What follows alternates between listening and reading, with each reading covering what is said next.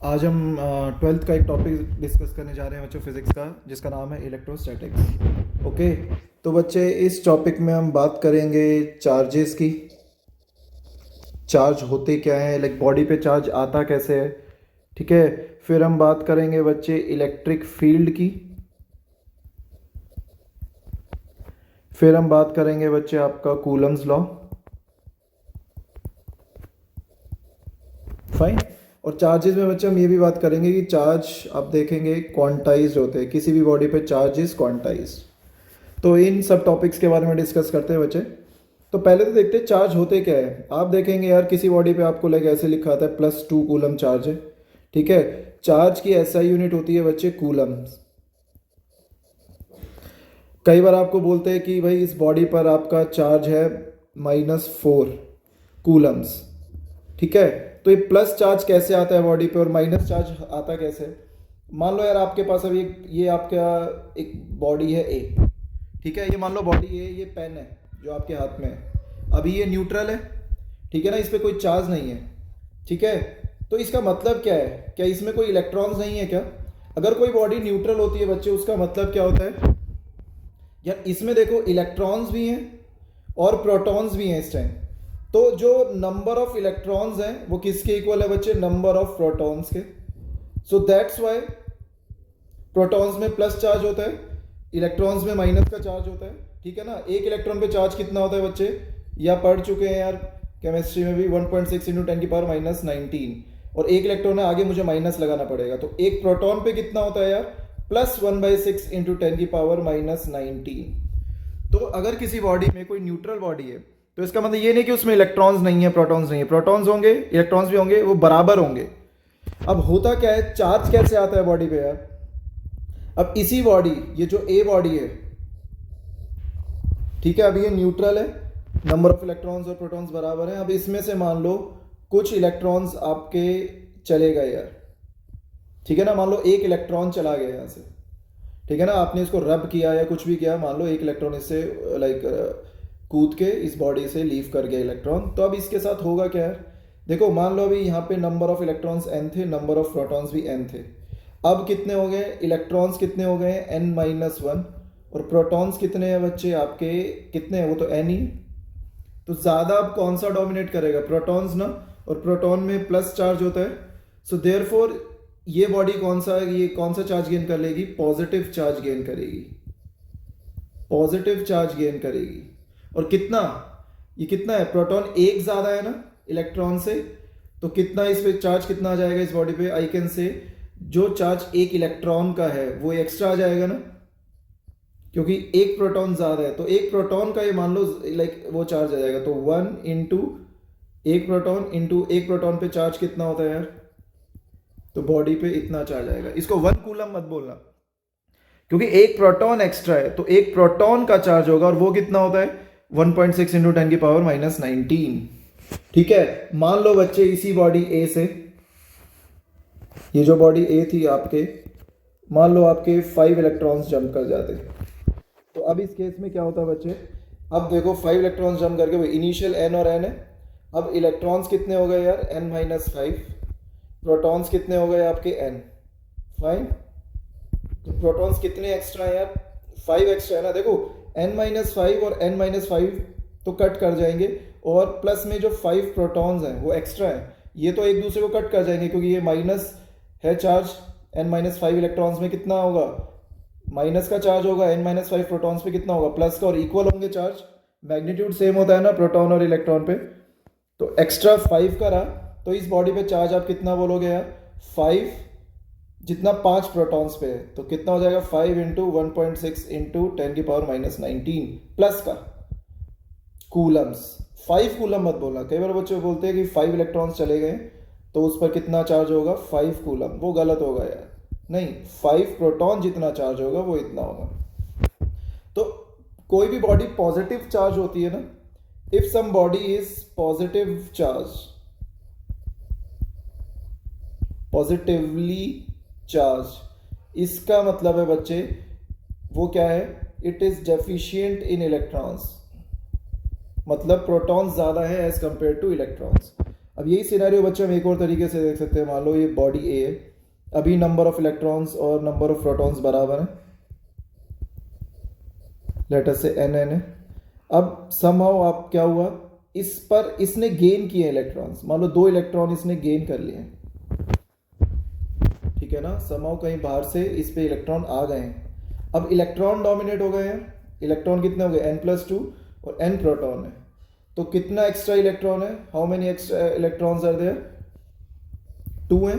तो इस बॉडी पे अब चार्ज कितना होगा, इलेक्ट्रॉन पे नेगेटिव चार्ज होता है ना, तो माइनस, अब 2 इलेक्ट्रॉन्स एक्स्ट्रा हैं, सो 2 इलेक्ट्रॉन पे चार्ज कितना होता है, 2 इंटू 1.6 इंटू 10⁻⁻19 कूलम।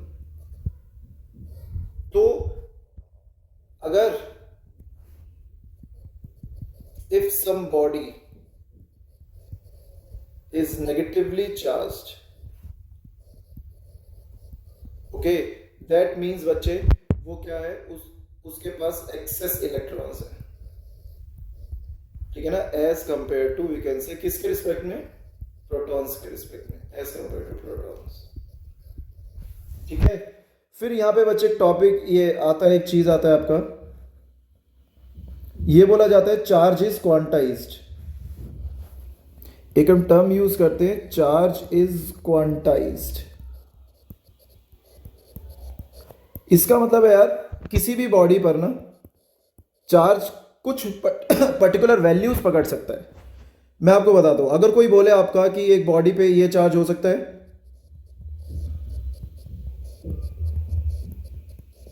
तो आप मना कर देंगे, नहीं ये चार्ज नहीं हो सकता है बॉडी पर।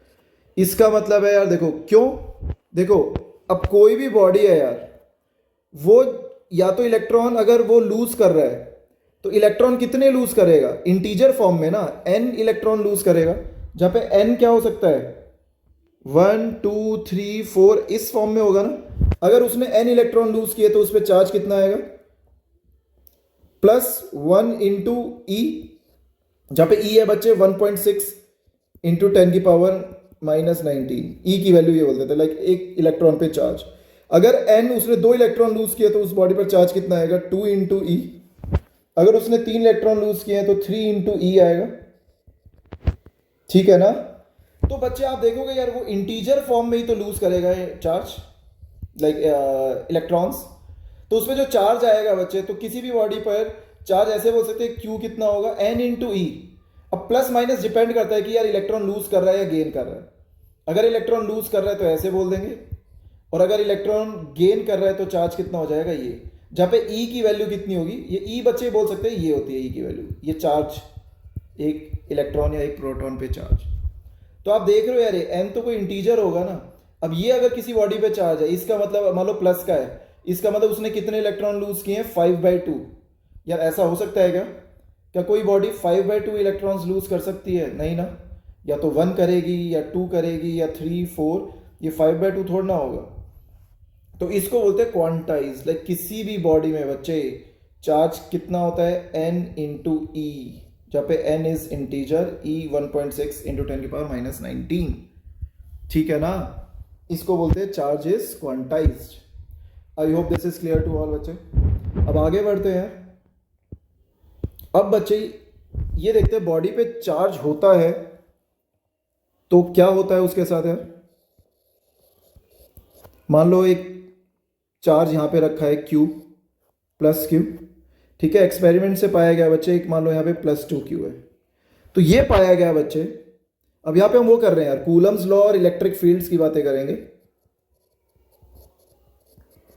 ठीक है ना। सिंपल है बहुत, आराम से सुनना, समझ में आएगा आपको।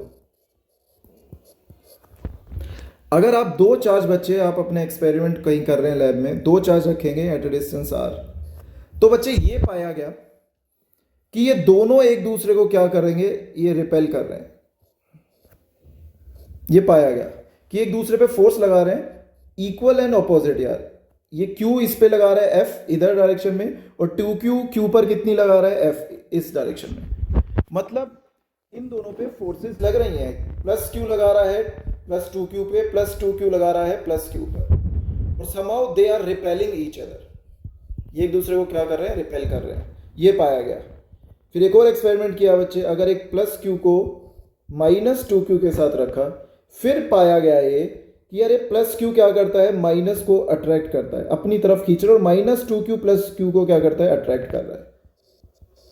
तो यहां से एक बात पता चली है, एक तो क्या है, जब सेम साइन के चार्जेस होते हैं ना, तो वो क्या करते हैं एक दूसरे को, वो रिपेल करेंगे। Charges of same sign repel each other, ये पाया गया यार एक्सपेरिमेंट से। ठीक है ना, अगर दोनों चार्ज मान लो -q है तो ये क्या करेंगे, एक दूसरे को रिपेल करेंगे सेम साइन के। +q है वो भी क्या करेंगे, एक दूसरे को बच्चे रिपेल करेंगे। ठीक है, और क्या पाया गया यार, charges of opposite sign they attract each other. मतलब एक प्लस का है, ये माइनस का है, ये एक दूसरे को क्या करेंगे यार, ये अट्रैक्ट करेंगे, they will attract each other. ठीक है ना, ये एक्सपेरिमेंट से पाया गया। अब होता क्यों है ऐसा है, लाइक एक चार्ज के, लाइक दो चार्ज को आप आपस में रख रहे हैं एट सम डिस्टेंस r, तो ऐसा क्यों है कि यार एक दूसरे पर फोर्सेस लगा रहे हैं। देखो थोड़ा ग्रेविटेशन में भी पढ़ा था हमने, अगर दो बॉडीज यार एक दूसरे पर फोर्सेस लगा रहे हैं, ठीक है, if two bodies are exerting force on each other, मान लो +q है, प्लस यहां भी +q रखा है, अगर एक दूसरे पर फोर्स लगा रहे हैं, इसका मतलब क्या है बच्चे, ये एक दूसरे के इन्फ्लुएंस में। ठीक है, होता क्या है पता है, देखो ये +q है ना, ध्यान रखना यार। अब ये क्या करता है, प्लस चार्ज क्या करता है, फील्ड जनरेट करता है, ये एक इमेजिनरी मान सकते हैं। साइंटिस्ट ने बोला अगर ये वाला चार्ज इस वाले चार्ज पर फोर्स लगा रहा है, तो पक्का ये जो सेकंड चार्ज है वो फर्स्ट चार्ज के इन्फ्लुएंस में तो आ रहा है।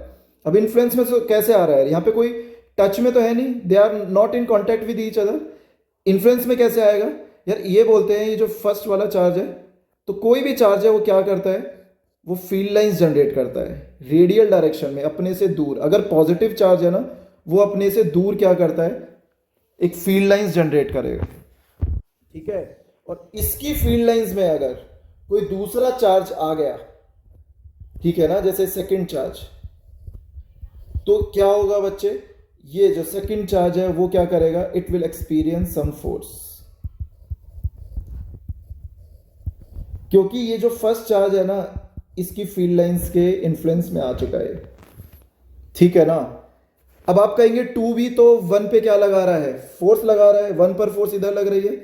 तो सेम बच्चे जो सेकंड चार्ज है, ये भी प्लस का है, ये भी क्या कर रहा है यार, ये भी फील्ड लाइंस जनरेट कर रहा है। और अगर फर्स्ट वाला इसके अंदर आ गया तो वो भी एक्सपीरियंस करेगा फोर्स। तो जब दो चार्जेस हम बच्चे एक रखते हैं ना, मान लो ये प्लस का है, ये भी प्लस का है, तो हो क्या रहा है, प्लस वाला अगर ये है वो away from itself field lines generate कर रहा है। हम ये बोलते हैं कोई भी चार्ज बॉडी है वो फील्ड लाइंस जनरेट करती है बच्चे। ओके, और ये ग्रीन वाला जो है वो भी फील्ड लाइंस जनरेट कर रहा है।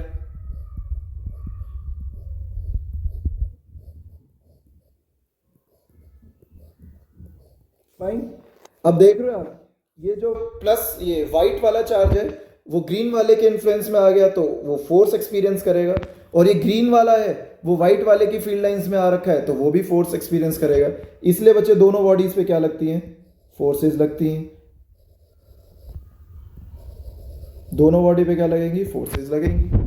फाइन, अब ये तो प्लस की हो गई बच्चे। अब माइनस अगर चार्ज है, मान लो माइनस रखा है प्लस के साथ, तो माइनस चार्ज का ये याद रखना, माइनस चार्ज जिसमें बॉडी में होता है, नेगेटिव चार्ज जो बॉडी होती है वो भी फील्ड लाइंस जनरेट करती है, बस उसकी फील्ड लाइंस क्या होती हैं, उसकी तरफ आ रही होती हैं। नेगेटिवली चार्ज बॉडी में बच्चे फील्ड लाइंस उसकी तरफ आती हैं, ऐसे। देखो पॉजिटिवली चार्ज में क्या होगा यार, away from the body generate होती हैं, फील्ड लाइंस हो रही है बट उससे दूर जा रही हैं। नेगेटिवली चार्ज बॉडी में उसकी तरफ आती हैं। प्लीज ध्यान रखना इसको, ठीक है ना। Just take care of this. Negatively charge body के में फील्ड लाइंस उसकी तरफ आती हैं, पॉजिटिवली चार्ज बॉडी में उससे दूर जाती हैं, ये पाया गया। और ये जो फील्ड लाइंस है ना बच्चे, ये इमेजिनरी लाइंस है, इन्हीं को बोला जाता है इलेक्ट्रिक फील्ड लाइंस। ये किसी भी चार्ज बॉडी में होती है and they we can say these are imaginary. कोई हमें दिखती नहीं है पर ऐसा मानते हैं कि हाँ ये ऐसा हो रहा है, क्योंकि अगर यार दो चार्ज एक दूसरे पे फोर्स लगा रहे हैं, कांटेक्ट में भी नहीं है, ठीक है ना, बट इन्फ्लुएंस में तो होना जरूरी है ना। लाइक सेकंड चार्ज फर्स्ट वाले के इन्फ्लुएंस में आना जरूरी है, तभी तो फोर्स लगाएंगे, ठीक है, ये ध्यान रखना है। अब बच्चे आगे अगर बात करें कूलम्स लॉ की,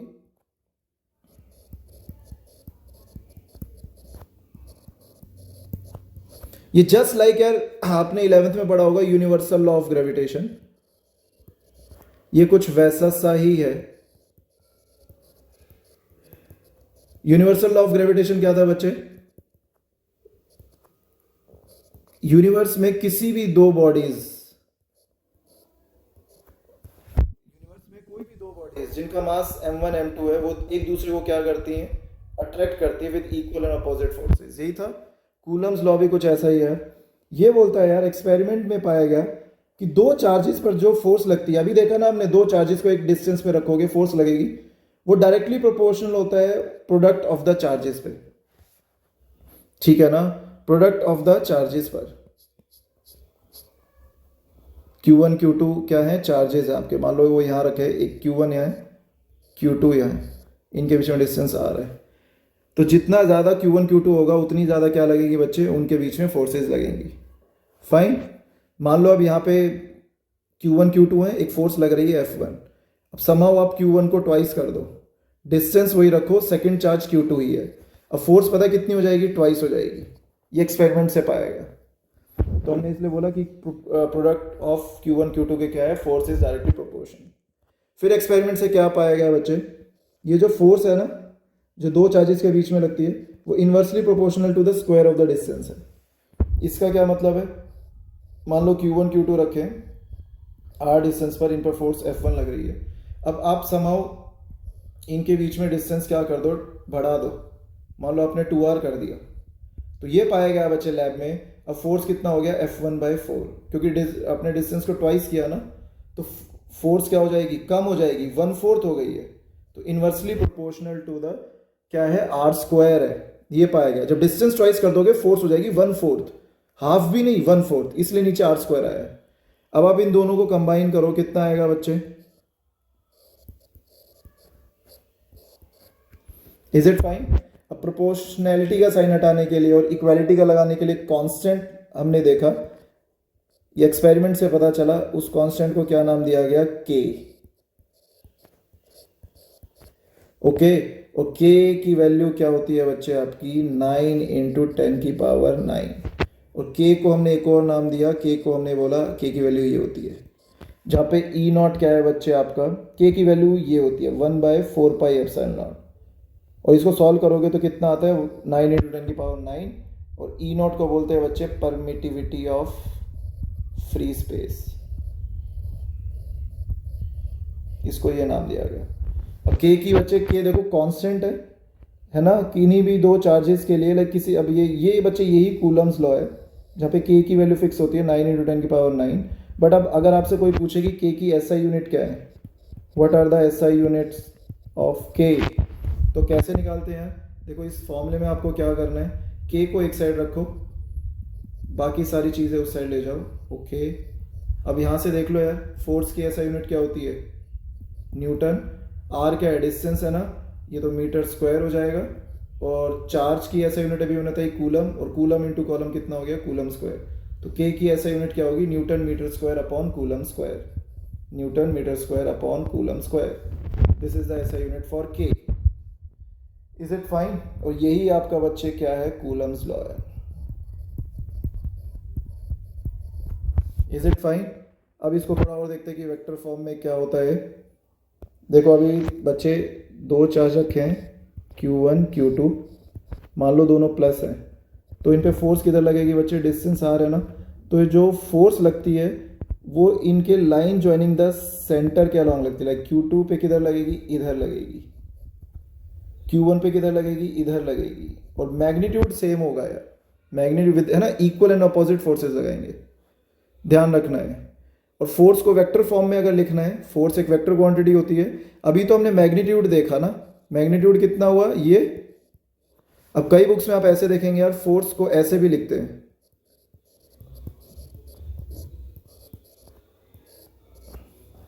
ये है आपका वेक्टर फॉर्म में, this is in vector form, okay. इसलिए आगे मैंने क्या लगाया, देखो ये तो बस मैग्नीट्यूड बता रहा है। अभी हमने देखा ना, अगर वेक्टर के क्या होते हैं, मैग्नीट्यूड प्लस डायरेक्शन ना, तो बच्चे आपको ये जो क्वांटिटी है ये डायरेक्शन बताएगी। आर कैप मतलब यार देखो, अगर Q2 पे है, Q2 के लिए आर कैप क्या हो जाएगा, ये आर कैप यूनिट वेक्टर, ये डायरेक्शन बताएगा। Q1 के लिए ये है, ये रहा आर कैप, Q1 के लिए ये हो जाएगा, ये डायरेक्शन आर कैप, ठीक है। Q2 के लिए ये डायरेक्शन आर कैप। तो ये आपको वेक्टर फॉर्म में बता रहा है फोर्स, ठीक है ना। तो फोर्स कहाँ लगती है बच्चे, along the line joining the charges. Q2 पे इधर, अगर मान लो यार एक प्लस का है, प्लस Q, एक माइनस Q है, तो प्लस Q पे किधर लगेगी, अब अट्रैक्टिव फोर्स लगेगी ना, तो इस पे फोर्स अब ऐसे लगेगी, और माइनस Q पर अलोंग द लाइन, वो लाइन के अलोंग ही लगेगी जो उनके सेंटर्स को जोड़ रही है। बट अब इस केस में अट्रैक्टिव फोर्स होंगी, ऐसे लगेंगी। Is it fine. तो ये बच्चे कहीं एनसीईआरटी में आप देखेंगे, ये बस क्या बताता है, डायरेक्शन बताता है फोर्स की, ठीक है ना। ये मैग्नीट्यूड बताएगा, ये आपको बताएगा direction, r cap unit vector. I hope this is clear to all, I hope this is clear बच्चे, ठीक है ना। अब यार ये तो था जब दो चार्जेस रखे हैं, कई बार ऐसे भी होता है बच्चे, force due to multiple charges, like ज़रूरी नहीं है दो ही चार्जेस हों आपके सिस्टम में, क्या पता आपके यार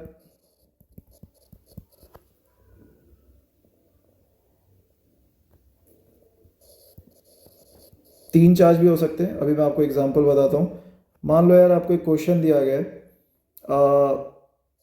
ये एक स्क्वायर है जिसकी साइड है बच्चे ए, दिस इज अ स्क्वायर, ठीक है। इसके एजेस पे ना प्लस क्यू के चार्जेस रखे हुए हैं चारों वर्टेक्स पे, ओके। ये इंपॉर्टेंट क्वेश्चन रहेगा यार। अब कोई बोल देगा आपको फाइंड द फोर्स, कोई आपसे पूछ सकता है कि फाइंड द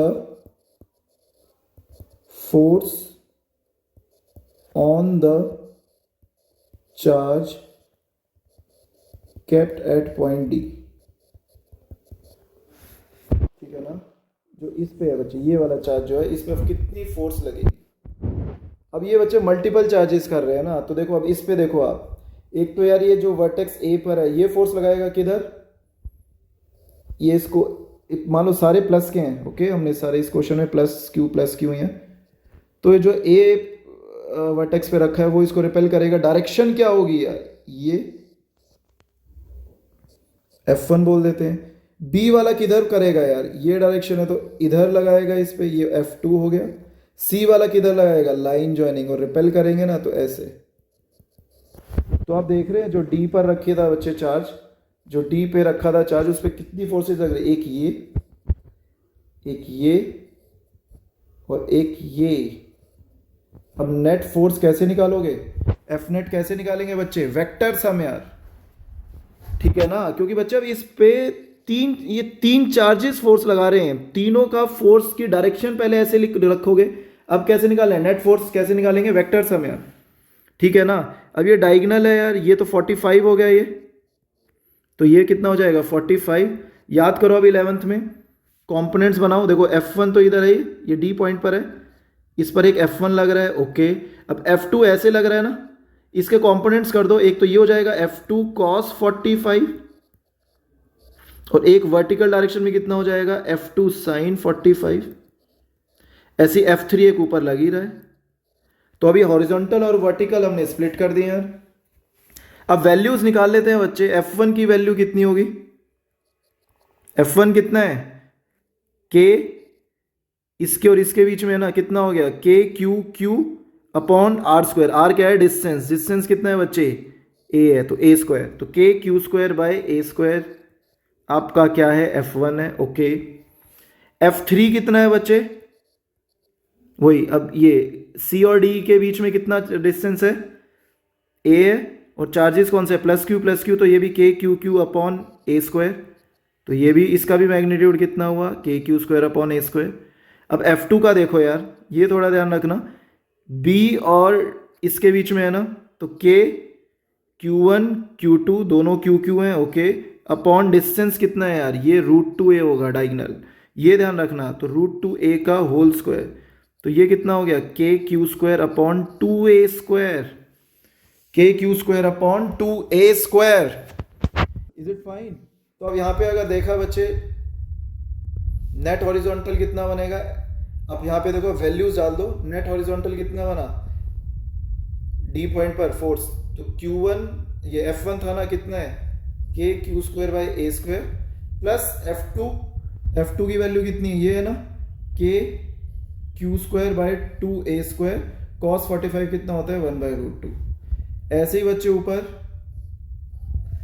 F3 कितना है, k q square by a square, दोनों की डायरेक्शन सेम है ना, ये इसकी भी, ये कितना हो जाएगा, ऐड होगा इनमें क्योंकि दोनों वेक्टर सेम डायरेक्शन में यार, तो F2 कितना है, k q square by a square 1/√2। ठीक है, I hope this is clear to all यार, I hope this is clear to all. अब नेट फोर्स कैसे निकालोगे, अब ये नेट हॉरिजॉन्टल, ये नेट वर्टिकल, ये और दोनों बराबर ही है, आप देख रहे हो दोनों के मैग्नीट्यूड बराबर है, इसको ऐसे लिख सकते हैं क्या, मान लो ये नेट मिला के कितना आ रहा है वैल्यू, लेट अस से ये कितना आ रहा है, K1 आ रहा है ये, और ये भी कितना आ रहा है, ये भी K1 है, तो ये K1 फोर्स इधर, K1 फोर्स ये वर्टिकल, तो इनका नेट कितना होता है बच्चे, रिजल्टेंट कितना होता है, याद करो √2 K1 हो जाएगा, हाँ है ना, याद करो वो वाला फॉर्मूला 11th में यार, F नेट कितना होता है, अगर ये परपेंडिकुलर है तो कितना होता है, fx square plus fy square, तो वही मैंने यहाँ पे किया है, F नेट कितना होगा, √K1 स्क्वायर हॉरिजॉन्टल वाला प्लस K1 स्क्वायर वर्टिकल वाला, तो कितना आ जाएगा, √2 K1 आ जाएगा ना। I hope this is clear to all. अब K1 की जगह कितना डालोगे यार, K1 की वैल्यू कितनी है, √2 K1 है कितना, आप इसको सॉल्व कर लो यार, यहाँ पे के q square by a square common ले लो, कितना बचेगा, 1 + 1/2√2, ठीक है ना, कितना आ जाएगा, के क्यू स्क्वायर अपॉन ए स्क्वायर 1 + 1/2√2। अब √2 को आप अंदर ले जा सकते हैं, ये वाला दोनों से मल्टीप्लाई होगा तो √2 + ½ ये आ गई बच्चे क्या, net force on charge kept at